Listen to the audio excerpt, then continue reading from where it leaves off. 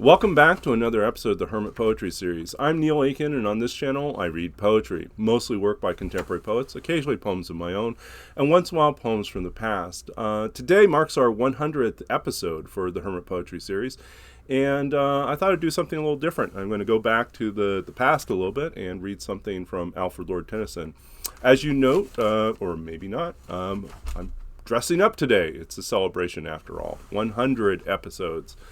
And hopefully 100 more, and maybe another 100 beyond that. So thank you for watching these videos and being part of this community.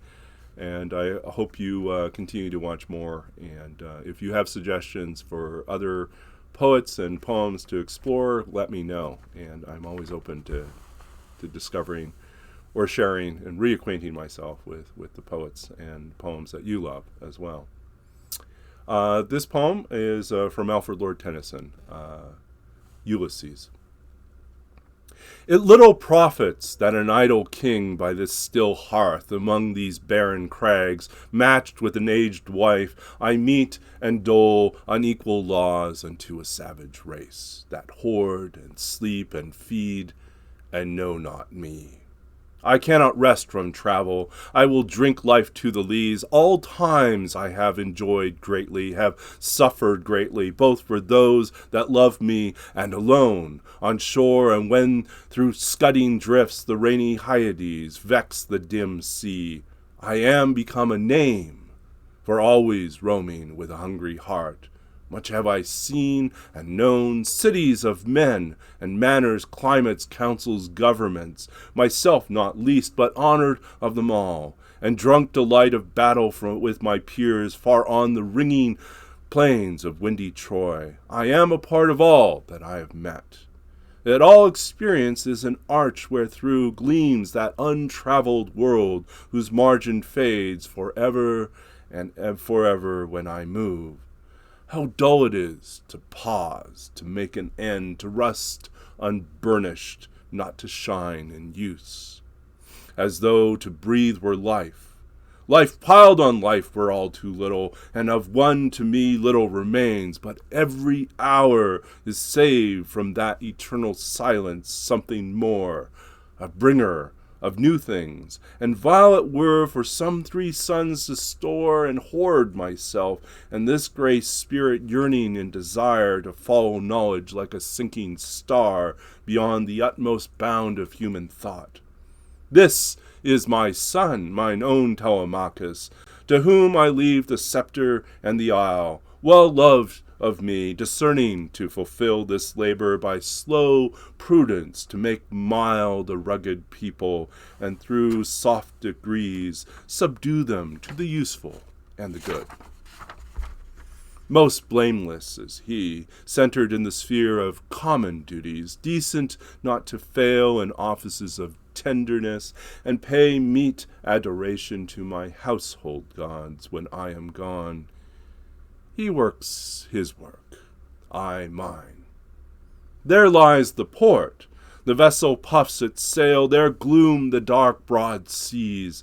My mariners, souls that have toiled and wrought and thought with me, that ever with a frolic welcome took the thunder and the sunshine, and opposed free hearts, free foreheads, you and I are old.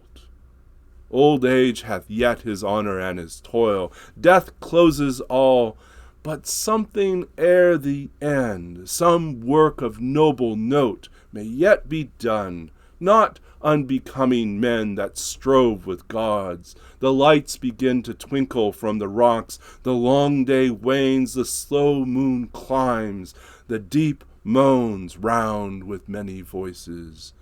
Come, my friends, 'tis not too late to seek a newer world.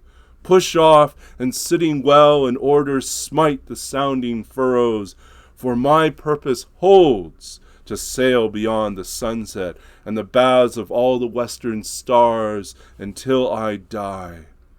It may be that the gulfs will wash us down. It may be we shall touch the happy isles and see the great Achilles whom we knew.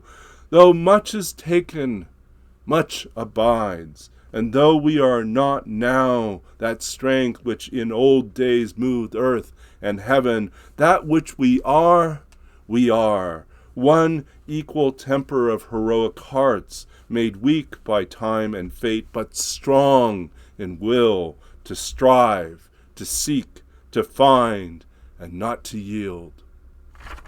And that was Alfred Lord Tennyson, Ulysses.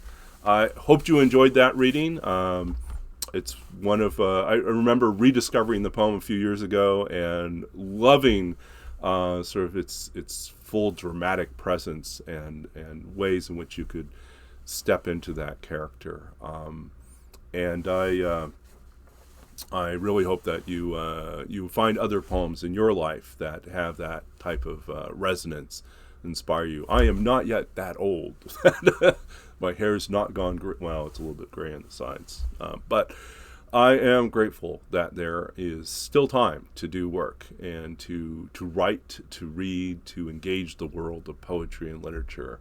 That despite the pandemic, I am yet at work here online in this YouTube series, in the work that I do as a writing coach, and the work I do to mentor and to train, to teach, to provide opportunities for people to discover the joy of writing themselves. And I encourage you to seek out ways to discover that for you.